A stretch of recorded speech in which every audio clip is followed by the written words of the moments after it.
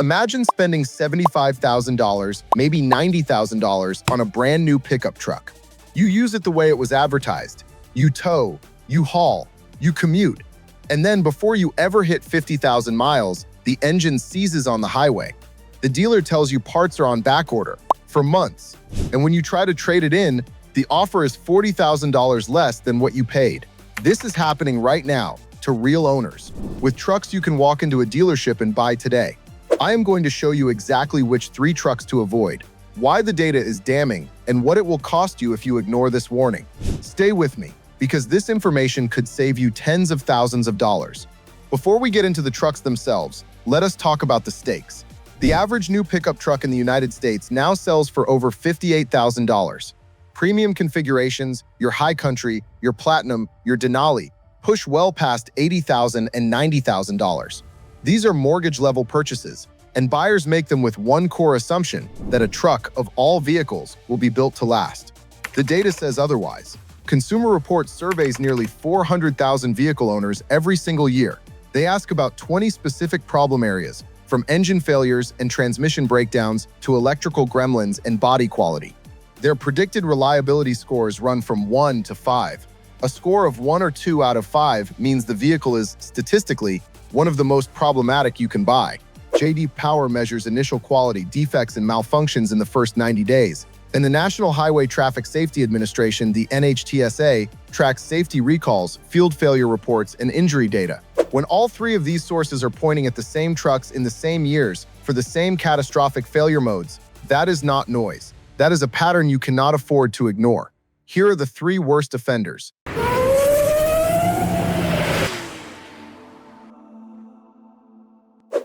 Toyota Tundra. Let us start at number 3, and this one is going to shock a lot of people because it is a Toyota.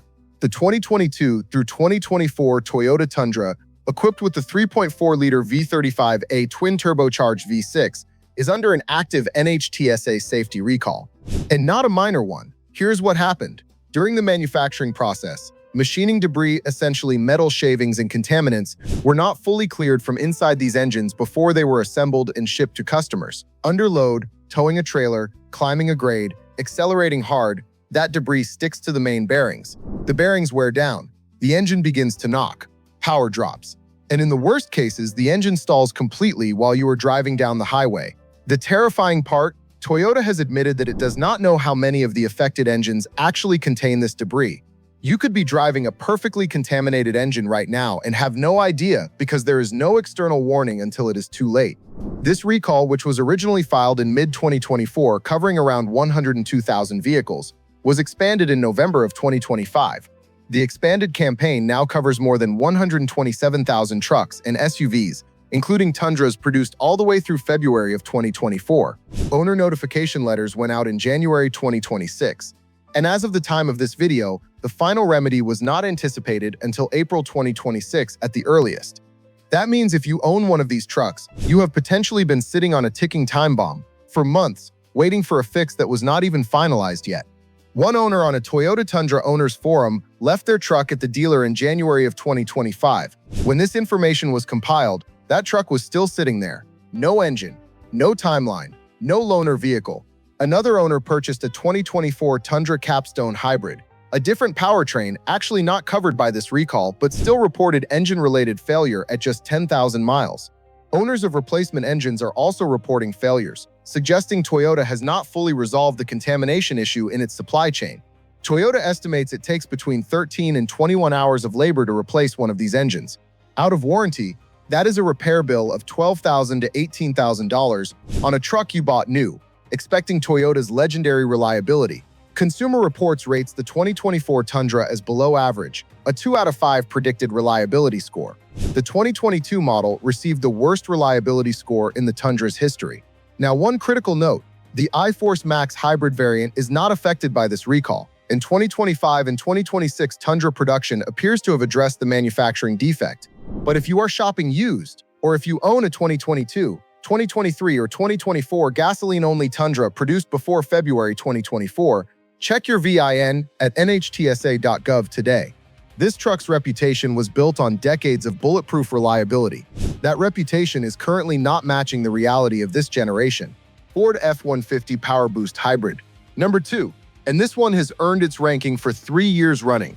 The Ford F-150 PowerBoost Hybrid, equipped with the 3.5-liter EcoBoost V6 paired to an electric motor, a 48-volt battery system, and Ford's 10-speed automatic transmission, has received a Consumer Reports predicted reliability score of 1 out of 5. That is the lowest score possible, and an overall reliability score of just 7 out of 100. For 3 consecutive years, this truck has finished dead last in Consumer Reports reliability rankings, not just among pickup trucks, but among every single vehicle Consumer Reports surveys. That includes every car, every SUV, every van on the market. The PowerBoost finishes last.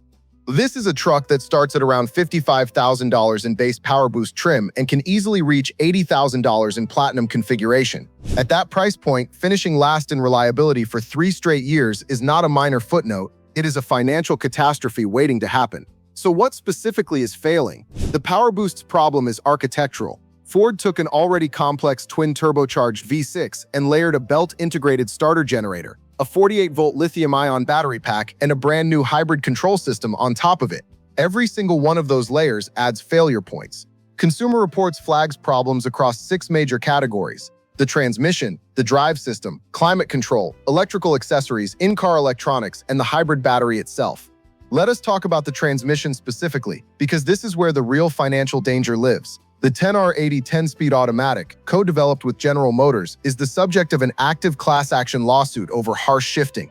Owners describe violent engagement when transitioning between electric and combustion mode, judder, clunking, banging. One owner took delivery of his brand new PowerBoost, drove 4 miles from the dealer, and had a powertrain malfunction warning light illuminate.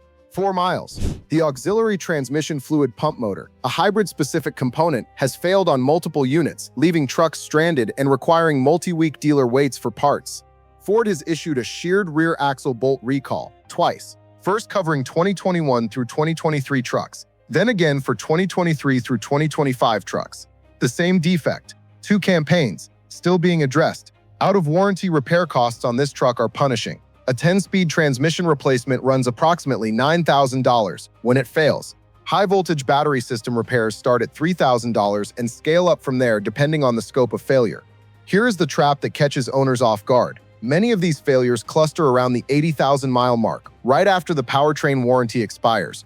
One owner described it perfectly online. Replace the radiator, or end up replacing the transmission like me. Had a small leak, unnoticed. Then boom, transmission went out on the highway. And the technician problem is real. The PowerBoost requires dealer technicians certified in hybrid systems. At many Ford dealerships outside major metro areas, that expertise is thin. Diagnosis takes longer. Parts wait longer. You are out of your truck longer. Ford has made genuine improvements to the 2026 model, removing the belt-driven starter and simplifying the hybrid architecture. Consumer Reports has responded favorably to early data, but the 2022 through 2025 PowerBoost, 3 years of bottom-tier reliability scores. Documented, consistent, inescapable. If you are in the market for a hybrid pickup and want the efficiency without the risk, look elsewhere until this platform matures further. Chevy Silverado and GMC Sierra 6.2-liter V8. And now, number 1. This is the one that should be dominating automotive news. This is the one that is affecting nearly 600,000 vehicles in the United States alone.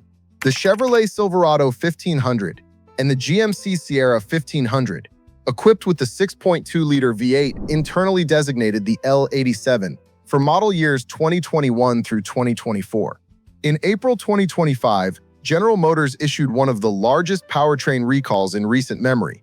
NHTSA, campaign number 25, V274, covers nearly 600,000 U.S. vehicles and over 720,000 worldwide. The cause: manufacturing defects in the crankshaft components and connecting rod bearings. These are not peripheral parts. These are the core internal components of the engine, the parts that convert combustion into motion. When these components are manufactured out of tolerance, or when contamination enters the bearing surfaces during production, the result is metal-on-metal contact inside the engine. Oil passages clog with debris. Bearings lose their lubrication film. Under the heat and stress of towing, exactly what you bought this truck to do, the crankshaft seizes, the connecting rods fail, the engine dies. And it can happen with terrifying speed and zero warning. The NHTSA filings behind this recall are staggering. Over 28,000 field reports of engine failure. More than 14,000 reported loss of propulsion while driving, 12 alleged crashes, 42 fire-related incidents. This is not a theoretical risk. This engine is failing in the field, at scale across hundreds of thousands of trucks. But here's what makes it worse.